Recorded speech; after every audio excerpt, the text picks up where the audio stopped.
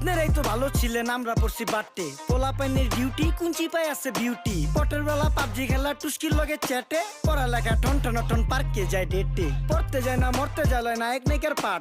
চিপাই চাপাই restaurant আর VIP flat. এই শহরে খেলাধুলার নায়িকা কোনো মাঠ।